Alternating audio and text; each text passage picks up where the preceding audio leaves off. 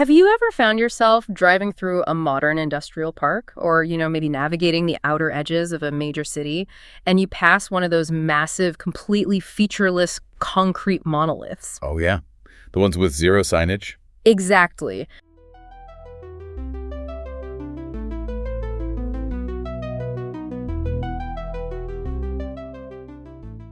There are absolutely no windows, no big illuminated corporate logo inviting you in. I mean, the landscaping is purely functional. The perimeter is secured by this heavy-duty fencing. Right. And if you roll your window down, there's just a low, constant, deeply resonant electrical hum that you can almost feel it vibrating in your chest. It's a very distinct sound, yeah. It is, and you probably didn't think twice about it. You might have assumed it was like a cold storage warehouse or a regional logistics hub. Which is exactly what they want you to think. Right. But what if I told you that building and the dozens of others being constructed exactly like it right under our noses represent what is mathematically tracking to be Australia's next trillion-dollar opportunity over the coming decades? It's staggering when you look at the actual numbers. It really is. Because today, for this deep dive, we are looking right past the flashy consumer-facing headlines. We're ignoring the AI chatbots, the latest image generators, and all those endless software hype cycles. Yeah, the software is just the surface layer. Exactly. Instead, we have a stack of incredibly detailed sources here. We've got economic projections, infrastructure analyses, geopolitical reports, and they are detailing a massive physical economic boom happening right now, largely out of the public view. Billions of dollars, moving incredibly fast. Right. Billions of dollars are currently flowing with immense velocity into an industry that most people never actually see. And the most disruptive part of this data, the next defining economic boom for this country, isn't mining. No. It isn't commercial property. Definitely not. It isn't banking, and it certainly isn't agriculture. So look, let's unpack this. Well, to really grasp this, it requires a fundamental rewiring of how we perceive the digital economy.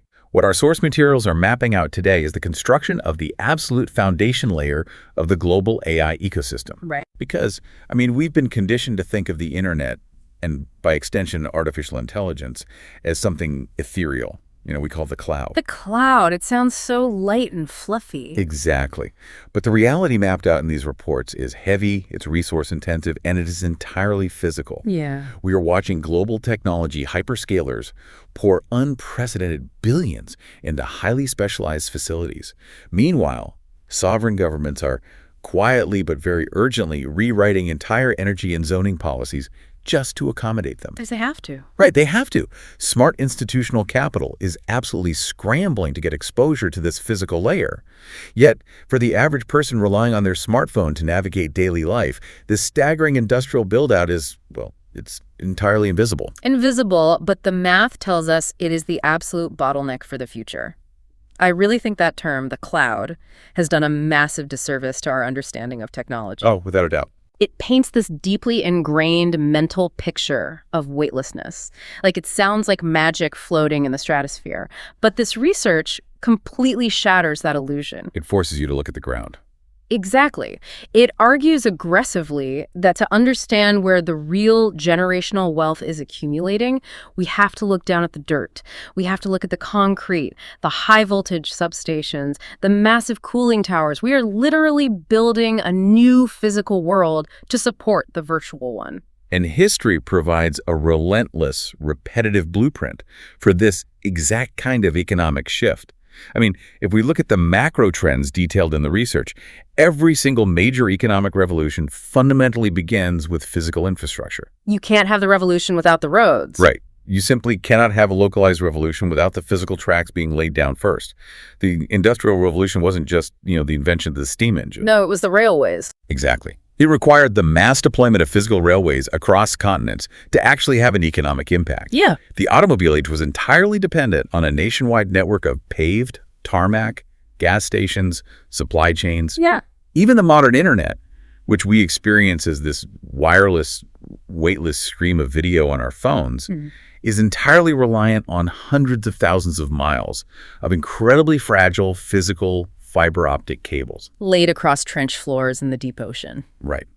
and the renewable energy revolution we are currently navigating. It demands physical transmission lines cutting through regional landscapes. So AI is just the latest iteration of this historical rule. Yeah, you can't just invent a revolutionary locomotive and then stare blankly when there are no steel tracks to run it on. Precisely.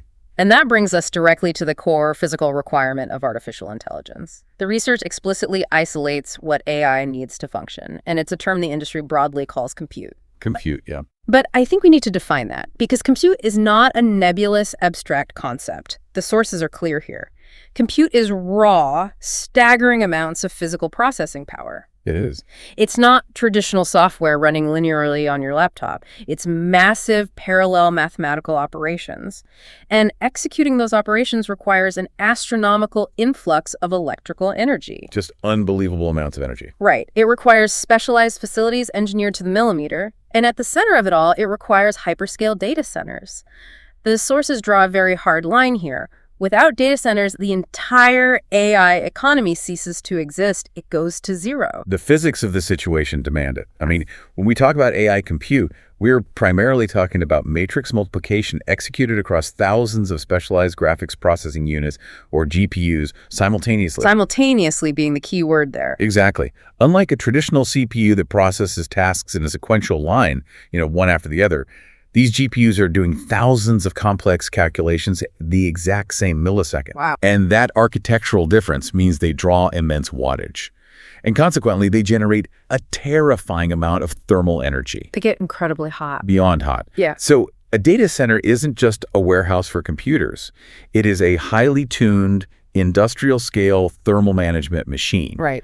It is designed to pump megawatts of electricity into silicon and then aggressively pump the resulting heat out of the building before the silicon literally melts. Which completely reframes the daily interactions you and I have with this technology. Like every single time you casually type a complex prompt into ChatGPT, or every time an autonomous vehicle software runs 1 billion simulated urban driving scenarios overnight to learn how to avoid a cyclist. Yeah. Or a global logistics firm uses an AI agent to dynamically reroute shipping containers. Every single one of those seemingly instant, weightless actions is physically firing up a server rack in one of these windowless buildings. Somewhere in the world, a sand is spinning faster. Exactly. The heat spikes, the cooling fans scream, the power meter spins. It's not digital magic. It's an industrial thermodynamic process happening in real time. And that thermodynamic reality is exactly where the vast economic opportunity is currently centralized. The massive disconnect between the user experience of AI, and the instant text appearing on a screen, and the industrial reality of generating that text creates a massive blind spot for regular investors. Yeah, people just don't see it. They don't. And the sources point to a modern application of the classic picks and shovels strategy from the 19th century gold rush. I love this analogy. Let's elevate this because it's crucial for you listening to grasp how this capital is moving. Think back to the sheer mania of the gold rush. Oh, it was chaos. Total chaos. You had tens of thousands of people liquidating their life savings, abandoning their careers, rushing out to the rivers to pan for gold, entirely convinced they were going to strike a vein and become barons. And very few did. Right. A tiny fraction did, but the vast majority went completely bankrupt. However, the individuals who consistently generated immense multi-generational wealth were the ones who never touched a gold pan. Right. Levi Strauss. Exactly. They were the people who set up the logistics network. They built the only hardware store in the valley. They sold the iron picks, the reinforced shovels, the canvas tents, and the heavy-duty denim. Yeah. Applying that to the sources we're analyzing today, investing entirely in a specific AI software application is akin to betting your life savings on a single prospector panning in a crowded river. It's highly speculative. Very. They might hit the mother lode, or, a competitor might release a better model next week and wipe them out completely, but investing in the infrastructure. Right. That is owning the only hardware store in the digital valley. Right. Because every single AI software prospector, regardless of who wins the algorithm war, is absolutely forced to buy compute from you. Oh. And in this modern era, the picks and shovels are highly complex, incredibly capital-intensive physical systems. The ecosystem outlined in the research is staggering in its diversity. We aren't just talking about the data center shell. No, it's way more than the building. Much more. The new shovels include the high-voltage electrical substations required to step down power from the grid. They include the advanced liquid-to-chip cooling architectures. Right, because traditional air conditioning physically cannot move the heat fast enough away from modern GPUs. Exactly. It includes the specialized high-bandwidth fiber networks that interconnect these facilities. Yeah. It encompasses the physical cybersecurity perimeters, the vast cloud service architectures, specialized AI integration consulting, Yeah. and crucially, the massive utility-scale renewable energy projects built specifically to offset the carbon footprint of these facilities. This is a deeply interconnected, trillion-dollar industrial ecosystem. So we're looking at the blueprints for the most complex hardware store ever conceived. But looking at the geopolitical analysis in our stack of research, a glaring question emerges. Okay. We know this infrastructure is the bottleneck, and we know the capital is aggressively flowing toward it. But why is so much of that capital flowing to Australia? Right, the geographic question. Yeah. Because historically, in the grand scheme of the global tech sector, Australia has been viewed as a relatively peripheral market. I mean, we are an incredibly long way from Silicon Valley. We are geographically isolated from the massive tech hubs of Europe. Why is this multi-billion-dollar pivot targeting the Southern Hemisphere? Well, that historical perception of Australia as a peripheral technology consumer, rather than a foundational builder, is being rapidly overwritten by the demands of the AI era. How so? The source material outlines 4 highly specific, deeply strategic advantages that have uniquely positioned Australia to capitalize on this geographic jackpot. Okay, let's break this down. The primary driver and the absolute non-negotiable metric when hyperscalers are allocating this volume of capital is political stability. Political stability? I think we need to look at that through the lens of capital risk, because it's easy to take an established democracy for granted when you live in one. It really is. But let's put ourselves in the shoes of a board of directors at a Californian hyperscaler. Why do they care so deeply about the nuances of Australian regulatory stability? Because they are amortizing capital over decades, not quarters. We are not talking about launching a lightweight software application that can be hosted anywhere and shut down tomorrow. These corporations are deploying billions of dollars into pouring specialized concrete and installing non-movable critical industrial assets. Right, it's heavy industry. It is. And if you are going to commit that level of capital, you require absolute ironclad certainty that the sovereign government is not going to suddenly nationalize your asset in 5 years. Yeah, that would be catastrophic. It's exactly. You need guarantees that the regulatory framework regarding data transmission won't be radically rewritten overnight by a new regime. You need a transparent legal system to enforce multi-decade power purchase agreements. Stable, predictable jurisdictions are the absolute bedrock requirement for heavy critical infrastructure. You cannot simply pick up a gigawatt data center and move it across a border if the local politics turn hostile. No, you really can't. It is bolted to the bedrock. You are essentially marrying the country you build in. So, political stability is the baseline filter. But stability alone doesn't power a server farm. Far from it. Right. If we're looking at the sheer physics of powering these multi-billion-dollar blueprints, we hit the second strategic advantage highlighted in the sources, which is renewable energy potential. Yes. And this is where the physical demands of AI collide directly with geographic reality. The research emphasizes that the future titans of AI infrastructure will unequivocally be located in regions capable of generating staggering, uninterrupted baseloads of renewable power. And geographically, Australia is essentially a massive, sun-drenched, windswept battery waiting to be tapped. And tapped is the right word, because the scale of the energy draw is the defining challenge of the AI era. Right.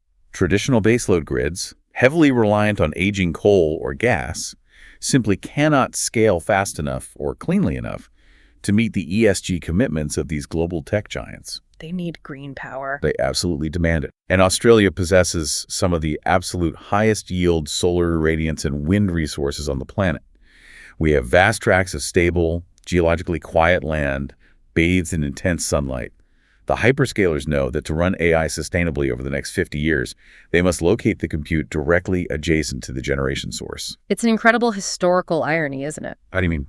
Well, the most mathematically complex, cutting-edge, abstracted digital technology ever conceived by human minds is fundamentally entirely tethered to how much ultraviolet light hits the red bird and how much kinetic wind energy sweeps across a regional paddock. The digital world is entirely dependent on the primal forces of the natural world. It is a closed-loop system. The physical environment limits the digital expansion. Now, moving beyond power, the third strategic advantage outlined in the geopolitical analysis is geographic position. Okay. Australia is increasingly viewed as the vital, secure digital bridge connecting the massive economies of Asia and North America and Europe. Okay, I'm going to challenge that geographic premise. Go for it. Because on the surface, it seems contradictory to how we understand data transmission. We are told that fiber optics transmit data using lasers. It is literally light bouncing through glass at roughly 200,000 kilometers per second. Right. At that velocity, why does a geographic bridge matter? If I am a financial algorithm executing a trade, or an AI processing a data set, does it actually matter if the server rack is sitting in Sydney, Singapore, or Seattle if the data is moving at the speed of light? It matters immensely. Yeah. And it comes down to the unforgiving physics of the medium. Okay, explain that. Yes, light is fast in a vacuum.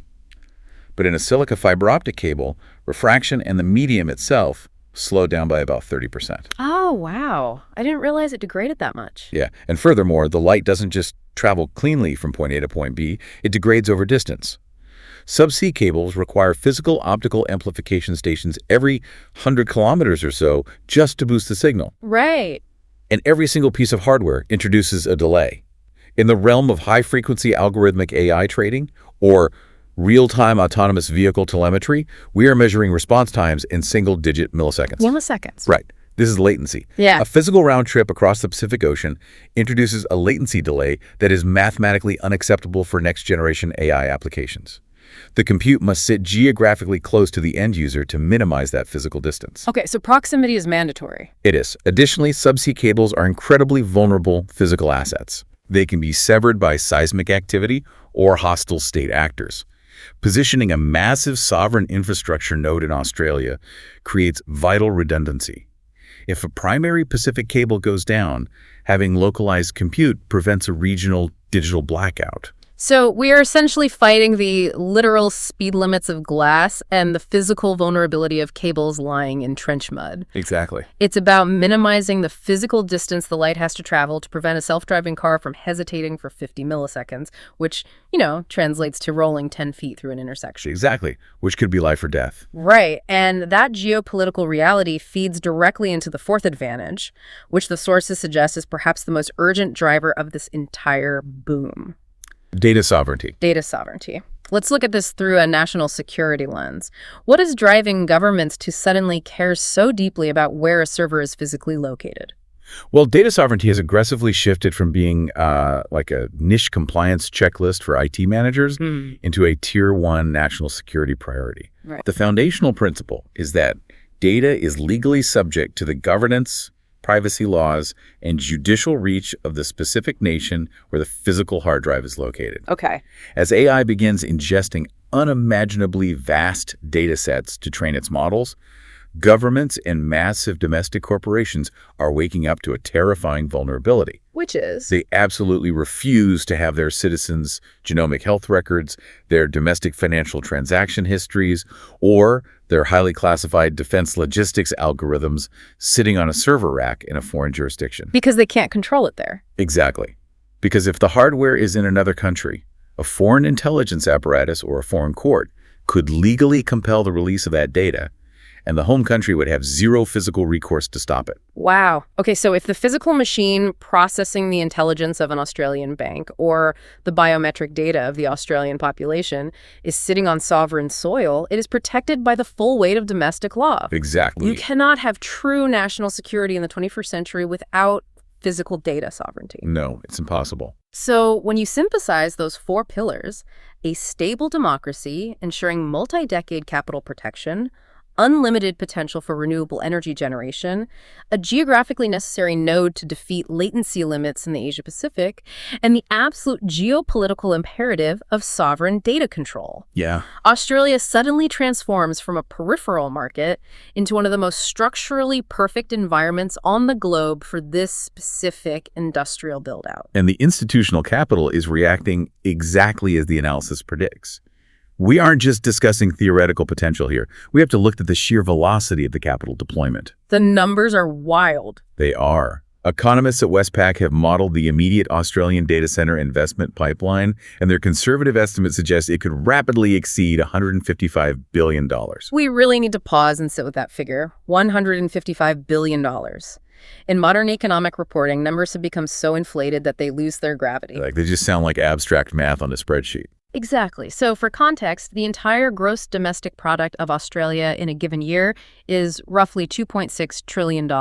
Which means this single, highly specific infrastructure pipeline represents roughly 5.6% of the entire national economic output. 5.6% of GDP.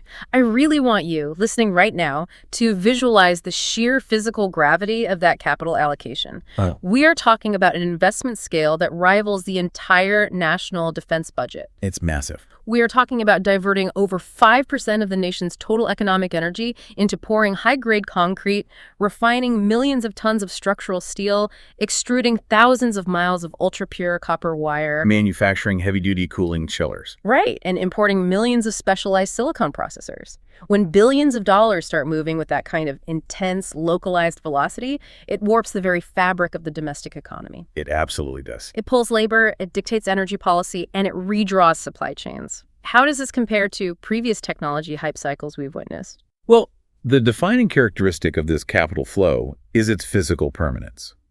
When the general public hears the term AI boom, the immediate psychological comparison is to the dot-com bubble of the late 90s or, the massive crypto speculation cycles we saw recently. Right. But those were primarily software and sentiment bubbles. They were built on speculative code, theoretical user acquisition models, and highly leveraged venture capital. When the sentiment shifted, the code became worthless overnight, and the capital evaporated because there was no underlying physical asset. Yeah, you can't liquidate a failed crypto token to pay back your investors. Exactly, but this is completely different. Even if a specific AI software startup goes bankrupt tomorrow, the data center that was built to host them doesn't disappear. Right. The high-voltage substation is still connected to the grid. The optical fiber is still buried in the ground. And it still has value. Precisely the distinction the sources emphasize. This infrastructure represents tangible, heavy capital. It represents multi-year, complex construction projects that employ thousands of specialized tradespeople. These are Tier 1 physical assets that generate predictable, long-term yield. Yeah. The industry forecasts detailed in our materials project that Australia's deployable data center capacity must more than double by 2030 just to meet the baseline demand driven by AI integration and sovereign computing mandates. Double by 2030. That's incredibly fast. It is not a speculative software gamble. This is the physical industrialization of the digital economy. So if these data centers are functioning as the heavy manufacturing factories of the 21st century factories that process algorithms instead of automotive parts, we have to follow the supply chain all the way down. We do. We've established the massive demand for the hardware store, but what are the raw materials required to actually manufacture these digital shovels? We literally have to look deep into the earth. And this transition into raw materials highlights a powerful historical continuity for Australia. The source material extensively details the critical mineral sector as a massive, symbiotic economic opportunity running entirely parallel to the data center boom. Because you cannot manifest advanced technology out of thin air. You cannot build a high-performance GPU or a grid-scale battery backup system without specific, highly reactive chemical elements. Right. We are talking about the critical minerals list: lithium, rare earth elements, cobalt, vanadium, and manganese. For decades, the public understanding of these minerals was largely confined to consumer electronics. The tiny lithium-ion battery in your smartphone. Yeah. But the scale has radically changed. These elements are the fundamental chemical building blocks of the new economy. They are required in massive quantities for electric vehicle drivetrains, advanced aerospace defense systems, high-efficiency semiconductor manufacturing, and crucially, the massive energy storage systems required to stabilize the grid around these gigawatt data centers. They literally make it possible. They are the actual physical chemistry that allows the digital world to persist. And geographically, Australia is sitting on some of the largest, highest grade, and most ethically accessible deposits of these critical minerals on the planet. But the research points to a necessary and honestly incredibly difficult evolution in how we handle these resources. Because historically, Australia's economic model has heavily relied on being an incredibly efficient quarry for the rest of the industrialized world. Dig it up and ship it out. Exactly. We dig iron ore out of the red dirt in the Pilbara, we load it onto a massive train, we transfer it to a bulk carrier ship, and we send it overseas. We extract the raw material, but we offshore the value add. The sources indicate a massive policy shift is currently underway to change that paradigm. And it is a critical strategic pivot. The federal government and major industrial players are now aggressively investing in downstream processing and sovereign refining capabilities. The macroeconomic logic driving this is undeniable. Exporting crushed rock captures a microscopic fraction of the value chain compared to processing those minerals locally into battery-grade chemicals or specialized components. Let's break down the chemistry of why that value multiplier exists. Take an element like vanadium. Okay. In its raw mined form, it has a baseline commodity value. But if you have the industrial capability to refine it, to purify it to 99.9%, it can be used to build vanadium redox flow batteries. Which are incredible pieces of technology. They are. These are massive industrial-scale batteries that don't degrade over thousands of cycles. They act as massive chemical buckets that can catch excess solar energy during the day, hold those electrons securely, and then discharge them directly into a data center at night when the grid is struggling. If we just dig up the raw rock and ship it out, we capture a tiny margin. Another nation performs the complex chemical refinement, builds the high-tech battery, and then sells it back to us at a staggering premium so we can power our own data centers. It makes no economic sense long-term. No. But I have to push back hard on the feasibility of this transition. Changing from a quarry to a high-tech chemical refinery is brutally difficult. It is. Refining rare earth elements is incredibly toxic, complex work. It requires sophisticated metallurgical expertise, massive amounts of baseline power, and rigorous environmental management to handle the acidic byproducts. Do we actually possess the sovereign industrial capability to perform this messy, complex processing on our own soil? Or are these policy papers just wishful thinking? Well, look, it is arguably the most complex industrial challenge the nation faces. The friction between environmental regulations and the need for toxic refinement processes is intense. However, the geopolitical incentive to solve it has never been stronger. The West is desperately trying to decouple its critical mineral supply chains from single-point bottlenecks in Asia. Right, they want alternatives. Exactly.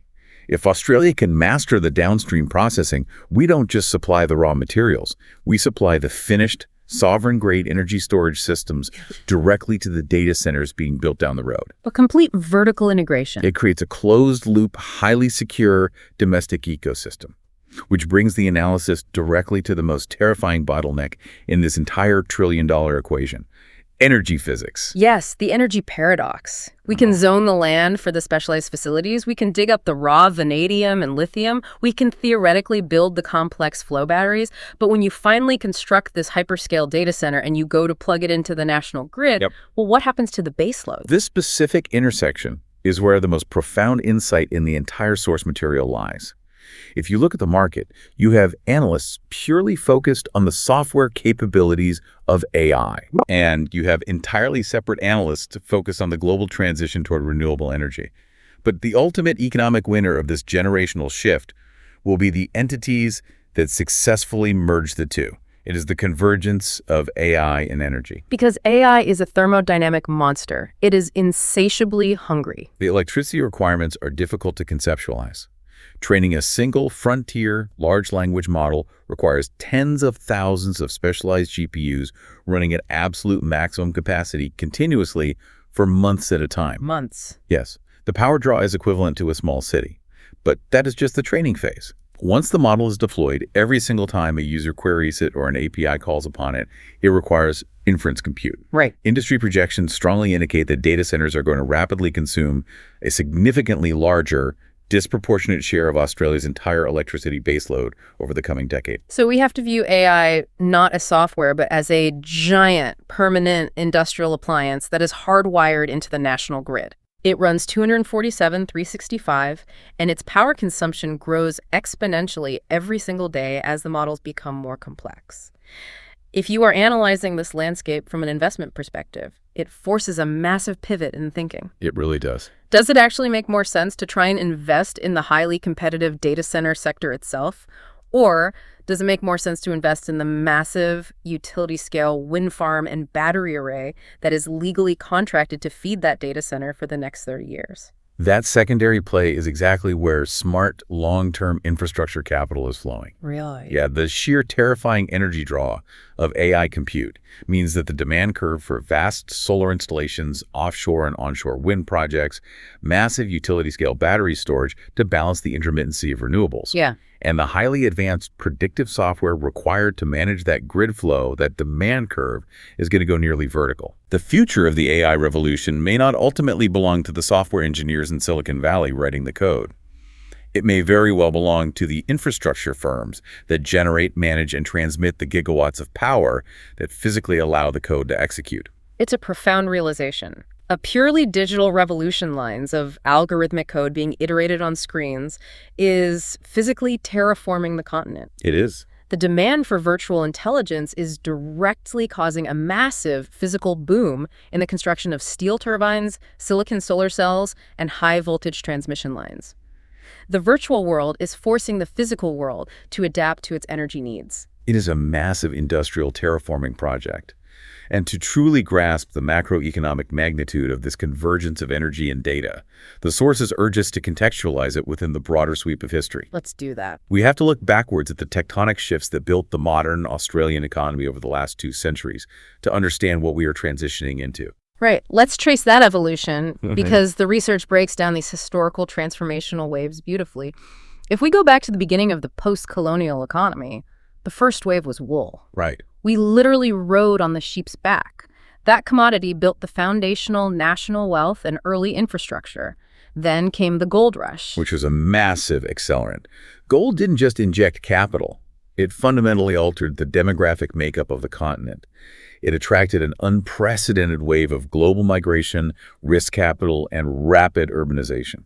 And that wealth eventually seeded the manufacturing wave in the mid-20th century, which built up our domestic industrial capability, our wartime resilience, and a massive middle class. Yeah. That slowly transitioned into the era of mining, the massive extraction of iron ore, coal, and natural gas that generated unimaginable export revenues and deeply tethered the Australian economy to the hypergrowth of industrializing Asia. Yep. And finally, the most recent defining wave, property, which has functioned as the primary leveraged engine of household wealth creation for the modern everyday citizen. And each of those specific historical waves dictated government policy, shaped the labor force, and fundamentally altered the economic trajectory of the nation. Right. And the core argument within these geopolitical sources is that we are currently crossing the threshold into a brand new era, the era of sovereign digital infrastructure. Okay. However, there is a fundamental structural difference between this new digital era and the massive mining booms that preceded it. This is the economic concept that absolutely blew my mind when reviewing the data. It's fascinating. It is the fundamental difference between the economics of finite extraction versus the economics of recurring demand. Let's walk through the mechanics of this. Go for it. In the traditional mining model, you spend billions to locate a deposit of iron ore in the Pilbara. You blast it out of the earth, you load it onto a 2-kilometer-long train, you transfer it to a ship, and you sell it to a steel mill in Asia. Right. The moment that ship leaves the port, the transaction is completely over. The resource is physically gone from the continent. If you want to generate more revenue next quarter, you are forced to go back out into the desert, find another ton of finite rock, and dig it up again. You're constantly hunting for the next deposit. Exactly. You are constantly depleting your asset base to generate yield. But the infrastructure powering the digital economy operates on a completely different physical and economic reality. It reverses the extraction model entirely. Mm-hmm. Digital infrastructure creates a perpetual compounding loop of recurring demand. Right. Consider the mechanics of it. Every single time a medical AI analyzes an MRI scan, every time an automated logistics platform reroutes a fleet of trucks to avoid a storm, every time a sovereign defense network runs a cryptographic simulation, every single automated workflow, API call, a digital agent continually requires a tiny fraction of computing resources to execute. You don't run out of math. You don't. You don't deplete the resource of computation by using it. In fact, the absolute opposite occurs. The more deeply AI becomes integrated into the granular workflows of everyday life, commercial business, and government operations, the more continuous computation you require. The demand feeds on itself. Exactly. The demand does not disappear after the initial transaction. It compounds. It is an economic boom that is structurally designed to feed itself.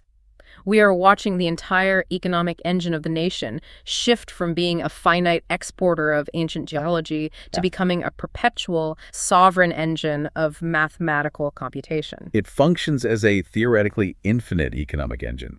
But, and this is where the geopolitical analysis introduces a severe reality check, we cannot analyze this through a utopian lens. No, of course not. Every single engine ever designed by humans, no matter how efficient, is bound by the laws of physics. It can overheat, it can stall. We have to analyze the physical, logistical, and social friction points that threaten this expansion. Right. What are the actual bottlenecks that could derail or severely cripple this $155 billion pipeline? Because gravity always wins eventually. You can have all the venture capital in the world, but you can't bribe physics. The sources outline 3 massive systemic risks that the mainstream hype cycle is largely ignoring. Yeah.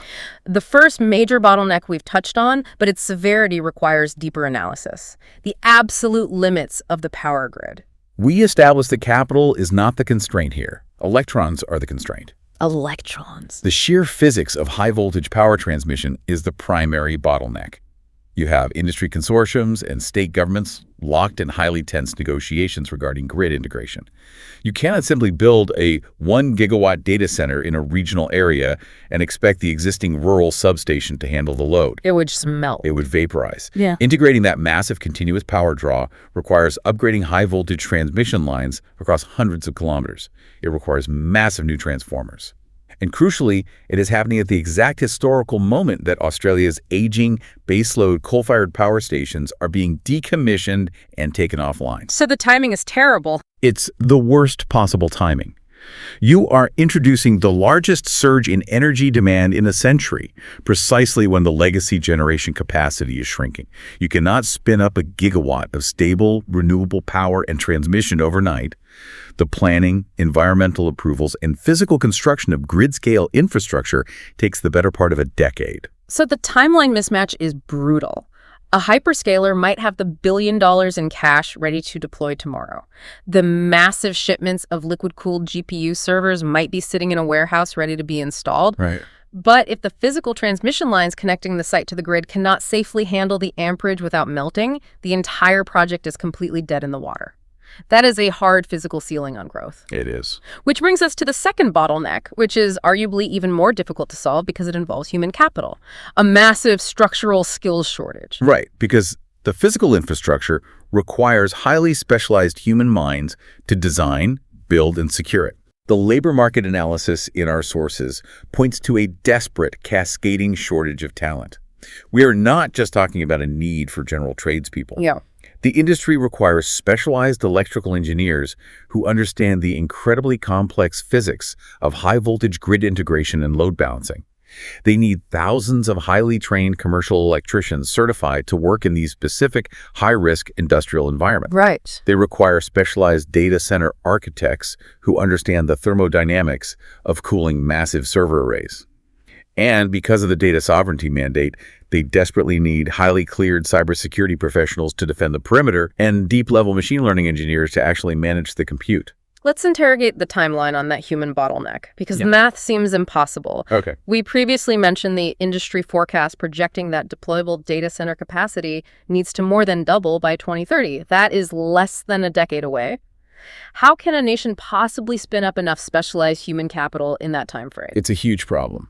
A specialized electrical engineering degree takes a minimum of 4 years of intense study, followed by several years of practical on-the-job apprenticeship before that engineer is capable of designing a high-voltage substation for a hyperscaler. Exactly. A cybersecurity expert capable of defending sovereign data against state-level actors requires a decade of experience. Are these economic projections essentially promising a digital future that we literally do not have the trained hands and minds to physically construct? That is the exact friction point keeping industry executives awake at night. The educational talent pipeline is fundamentally out of sync with the velocity of the infrastructure pipeline. Yeah. Finding, vetting, and retaining this specialized talent is going to become an absolute dogfight between massive corporations. And basic economics dictates that when supply is constrained and demand is infinite, the cost of that labor is going to skyrocket. Wages are going to go crazy. Through the roof.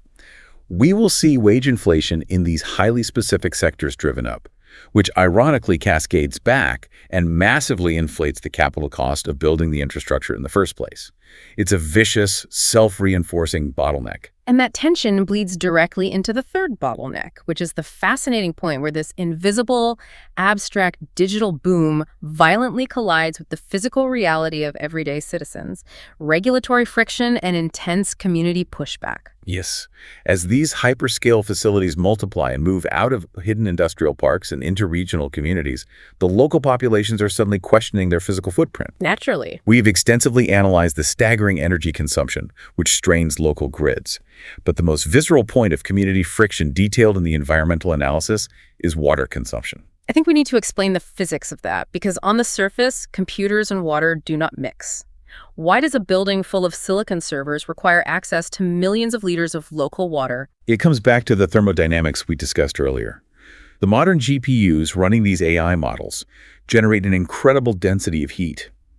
Traditional HVAC systems, essentially just pushing cold air across the servers, physically cannot transfer the thermal energy away fast enough. The air just isn't dense enough to pull the heat out. Exactly. The servers would literally reach melting point in a matter of minutes. To survive, the industry is migrating to advanced phase change liquid cooling and massive evaporative cooling towers. Because water absorbs and transfers thermal energy exponentially better than air? Precisely. The process uses liquid water to absorb the intense heat from the chips. That water is pumped to the roof into cooling towers where it is exposed to the outside air. The heat causes the water to evaporate into the atmosphere, taking the thermal energy with it. It is incredibly efficient at cooling the servers. But the physical reality is that millions of liters of water are continuously evaporated into the sky. And crucially, you cannot run raw, mineral-heavy agricultural water through these delicate multi-million-dollar cooling systems, or the minerals will scale up and destroy the heat exchangers. Oh, of course. The data center requires highly purified water, Which puts the facility in direct, unavoidable competition with the most vital resource a community has.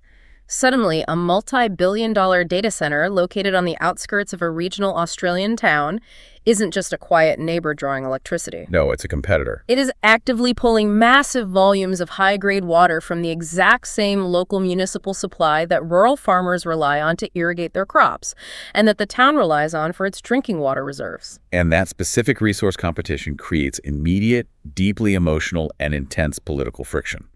Local councils and community action groups will push back aggressively. They will demand answers. They will demand rigorous environmental impact studies. They will question the ambient noise generated by massive arrays of cooling fans running 247. They will protest the strain on the local water table during drought conditions. If the hyperscalers and the government do not manage these local concerns with absolute transparency, strict environmental offsets, and massive guaranteed community benefits, the regulatory red tape will ensnare these projects. Community opposition can stall a billion-dollar build-out in environmental courts for years. So we have this incredibly dynamic collision of forces.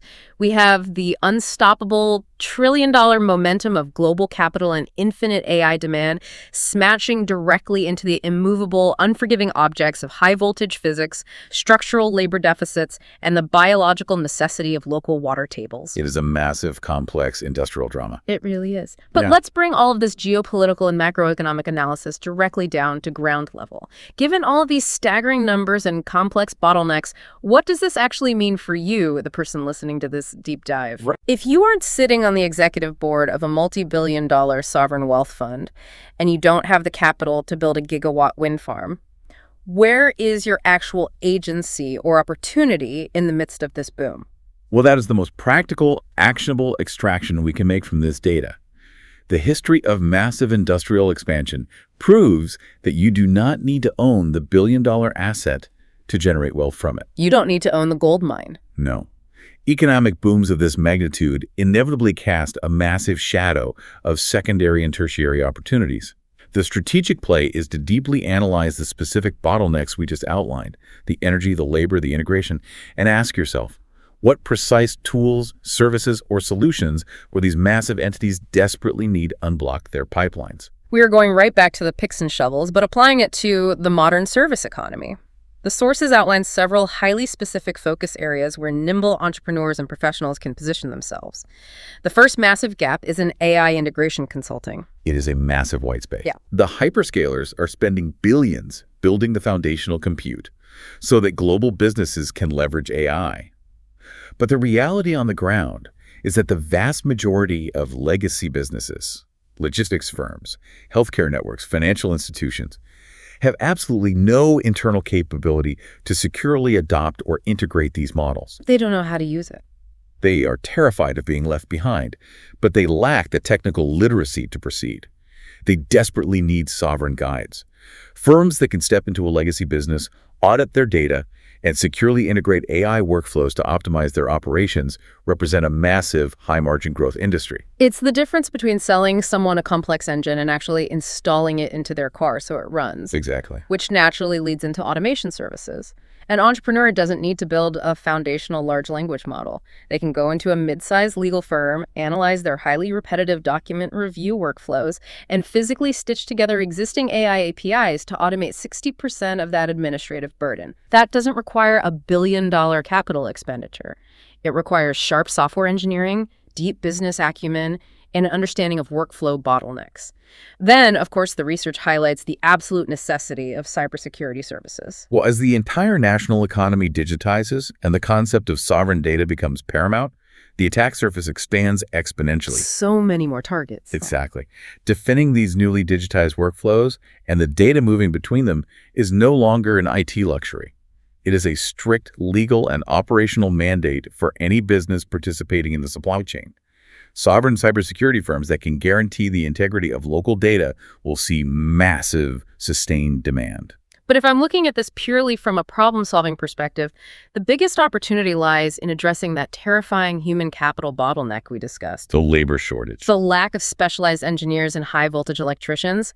If I had to pivot my career and start a business tomorrow based purely on the friction points in this research, I would attack the labor shortage. Okay, how so? Imagine building a highly specialized technical recruitment firm dedicated entirely to sourcing, vetting, and placing niche data center talent.